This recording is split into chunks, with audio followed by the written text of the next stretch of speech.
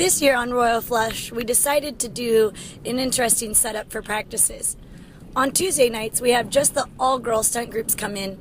Those ended up with a couple guys in them just because of how the team worked out this season.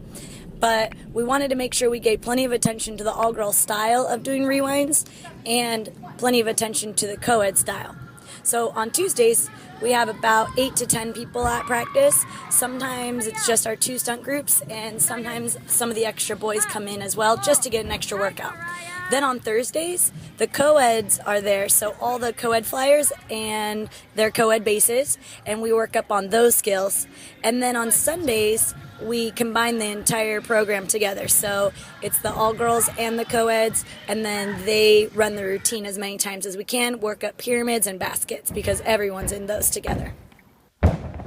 Most college programs end up practicing and having games with their athletes 5 to 6 days a week. But in All-Stars, we're trying to pull off the same level of skills in about 2, maybe 3 days a week if we're lucky. So I just feel like making the kids really put in that effort in the time that we are here. It has to count. Every second matters. Hi, I'm Allie. Hi, I'm Mariah. So on Tuesdays, we do a lot of stuff. I think Tuesdays are my favorite day of the week because we get to focus a lot on our individual skills, like our rewinds, and we get to break it down so that we get to really pay attention to our technique. And I love how much tumbling we get done on Tuesdays because most of our tumblers are here. And it makes it easier for us to go in on Sunday and be prepared and be ready for our full squad practices. And it makes me feel more confident about what I can do for my team. Good. I like Tuesday practices because the all-girls get more one-on-one focus.